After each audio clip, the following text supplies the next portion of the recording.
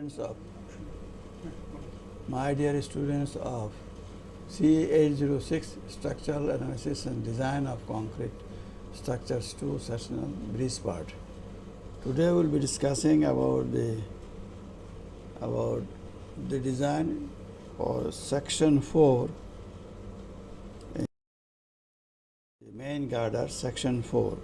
In main girder in section 4 there are two types of moment. One is positive and another is negative. For a certain position of wheel, at this point there will be positive moment, and certain position of the beam of the wheels there will be negative moment. If the wheel goes to the cantilever part, then that will produce a negative moment at this section. If the wheels are in the mid span, then there will be positive moments. The moments are for positive moment is 2490 kip feet and negative moment is 3798 kip feet. For the positive moment, it will be designed as normal T-beam. We have discussed this normal T-beam design in section 5.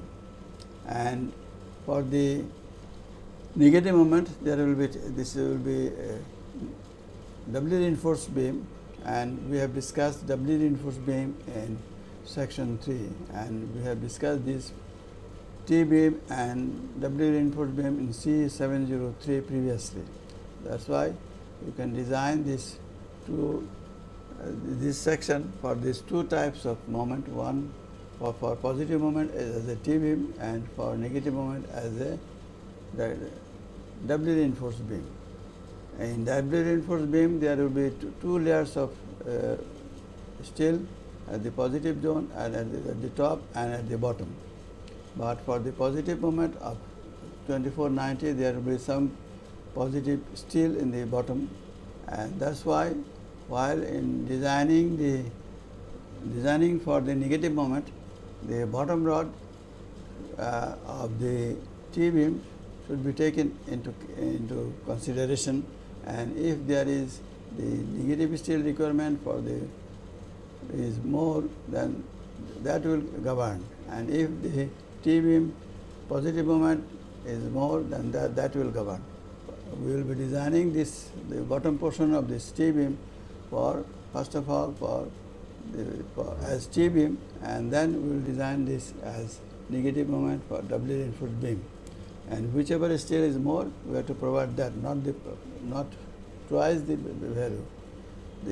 If negative moment gives the maximum moment at the bottom, that will be given, or if the T-beam gives the maximum moment at the bottom, maximum reinforcement at the bottom, we will provide that one. This marks, we must remember this point in view. Next. Now we will be discussing the design of exterior girder.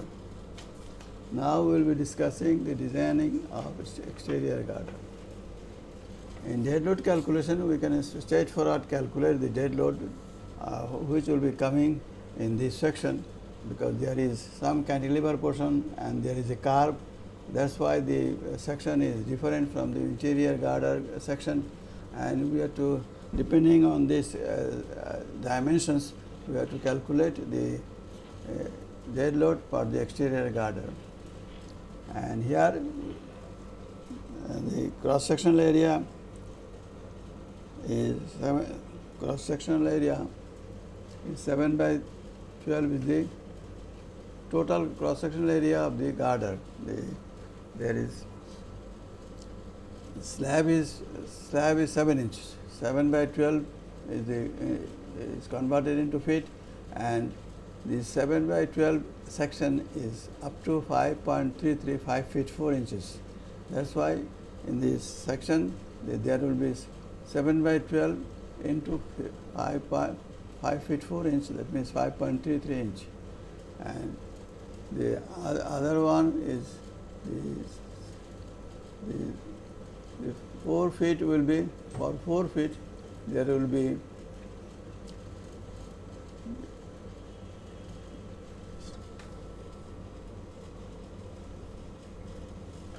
for finding out the cross-sectional area of the exterior beam section.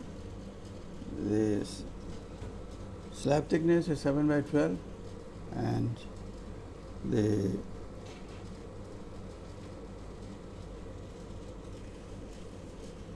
5.33 is 5 feet 4 inch. 5 foot 4 inch is the clear span of 8 feet. Half of that is 4, and there is 1.4 inch is added with this to get the value of 5.33, and the slab up to the end of this beam is 5 feet 4 inch, means 5.33, and the section is 7 by 12. And next is 17 plus 16, and that divided by 2 average, and 17 plus 6, that divided by 2 is the average, divided by 12 is in feet, and the distance is 4 feet. The distance is 4 feet, and we have 4 feet cantilever for walkway, etc. Then the section of the beam is 16 by 47 divided by 144, and all this calculation gives us a value of 12.16 SFT, and load per SFT is 150, per CFT is 150. As we calculate it by 1 foot, then it is 12.16 multiplied by 1 becomes a CFT, and that 12.16 into 150 is 18.28 pound per feet. This is the dead load. And for the wearing course, there will be wearing course. The wearing course will be from the center of the span. The wearing course will come up to 5 feet 4 inches, and this 30 multiplied by 5.33, 5 feet 4 inches, 5.33 is 160 pound per feet. Therefore, total dead load is 160, and the total dead load is 1284 plus 160, 1824. I'm sorry, 1824 plus 160 is 1984 pound per feet. Factored dead load is 1.25. The factored in breeze factor is 1.25, and 1.984 multiplied by 1.25 is 2.8 kip per feet. Therefore, the dead load factor from interior to exterior to interior is 1.04. Here 2.38, as I put it in the bottom, is the dead load per feet, dead load per feet in the normal interior girders. Interior girders, as you go back, you will find this 2.38 as the unit load per RFT, dead load per RFT factor, dead load per RFT of the girder, and we have divided this 2.48 by 2.38, and that gives us a value of 1.04 as a factor. Let's say when we will be getting for calculating the moment, shear, etc., and we have calculated moment, shear, etc. for the interior girder, and all those dead load, wherever this dead load comes, the dead load factor will be 1.04, and we have to multiply those dead load moments and shears by 1.04.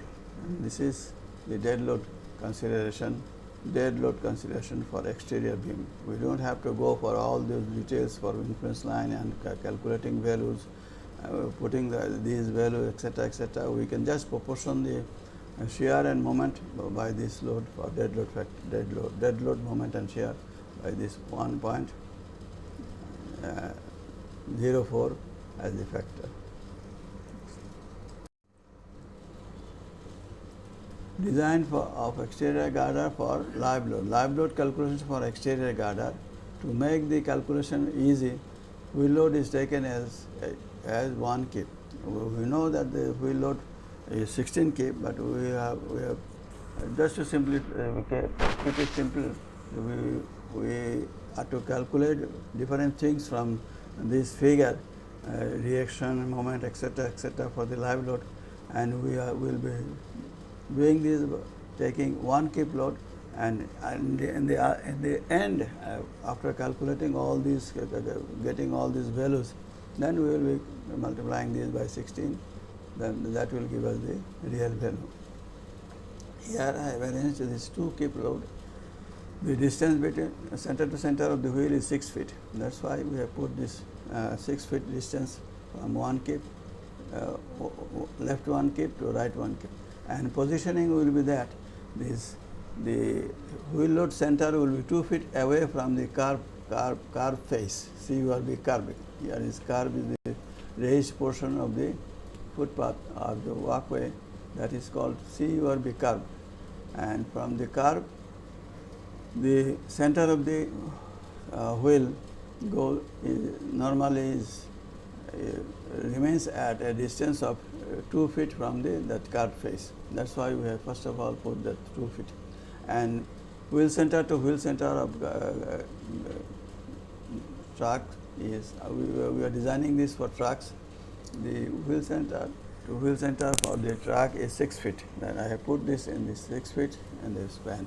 And first of all, from the car we have put one wheel 2 feet away from the car, and 8 feet. The next wheel is placed 6 feet away from the first wheel, and positioning is like this. And we have put unit load, and we will be multiplying this when we will be getting the real value by 16 later on. And now,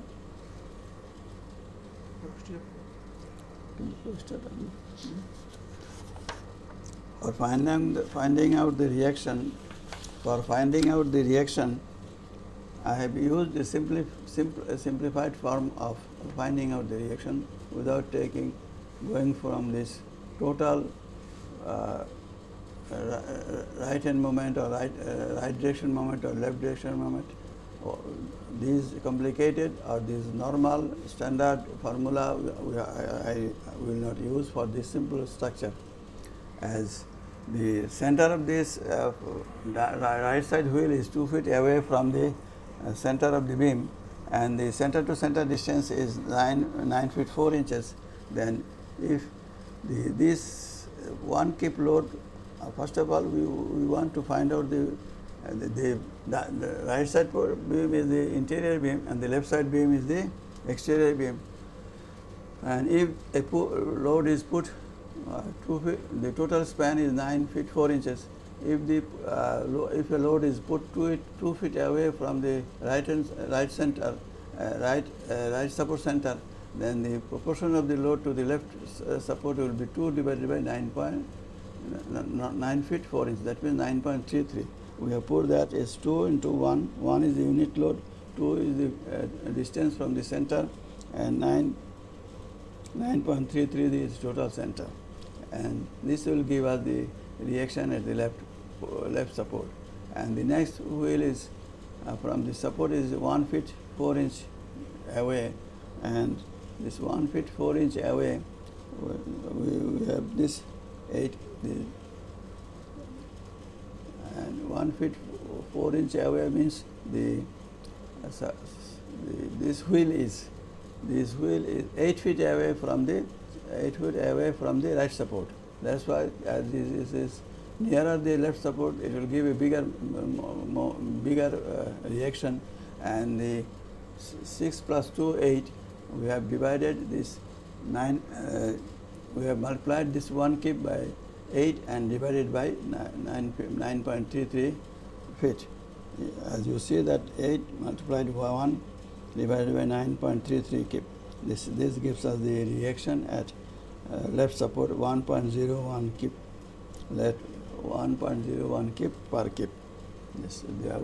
After putting these two wheels in this span, we get a reaction in the left support as 1.071 kip. In interior girder, our SG by 6 was the reaction taken. As you remember, in the interior girder, we have used this formula SG. SG is the spacing of the girder.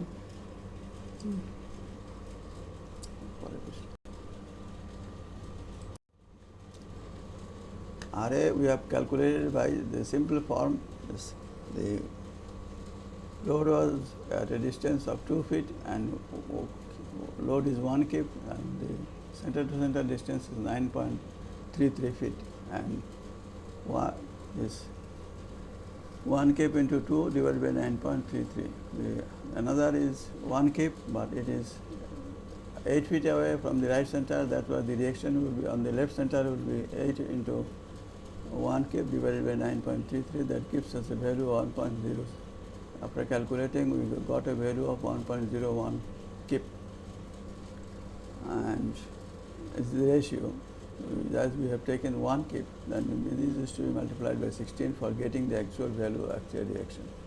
In interior girder, the Sg by 6 was 1.56. Sg spacing of the girder is 9 feet 33 inch. That means 9.4. The spacing of the girder is 9.4, and this that divided by 6, Sg by 6 is 1.56.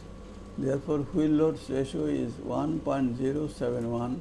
The value we have got in the previous line, and the value we have got in Sg by 6, that is 1.56. That gives this. For getting the exterior value of reaction, moment, etc. for wheel, we have to multiply these by 0.687. To get the wheel load moments, multiply with 0.687 factor. The values got with real weight of the wheel, 16 kip or 4 kip. In this case, we have to keep, as we have previously taken unit load instead of 16 kip, then at this stage we have to multiply this by 16 and 4, depending on for which wheel we will be taking the value, the front wheel or the rear wheel. Lane load factor. Next is we use lane load in because we use only one track, not the multiple of track. We have to use this lane load with this one load track, one load moments and shears, one track moments and shear. We have to add this lane load to get the effect of the other tracks that is in front or in the rear of the specified track. And the lane load is for this space we have a lane of 9.33 is the spacing of the girders, and 2 is from the curb to the track load. Is this lane load is the width of this lane load instead of 9 for exterior, instead of 9.33 feet, we have to take it as 7.33 feet. This 2 feet is the body clearance from the load center from the curb. Lane width available for exterior, for this case exterior beam is lane width available is 4 feet and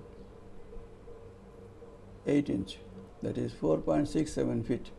Lane width available for interior, now the lane width available for exterior beam is 4 plus 8 inch, and the lane load available for the interior girder is 9.33 feet. That's why these two will give us the ratio for lane load values, moments and shears, and the proportion is more or less 5.5. It has come as 0.5, and we will be using the interior moments for lane load that multiplied by 0.5 will give us the value of exterior moments for the lane load.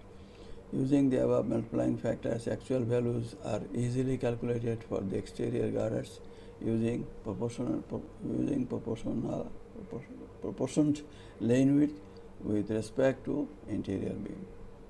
So, thank you very much.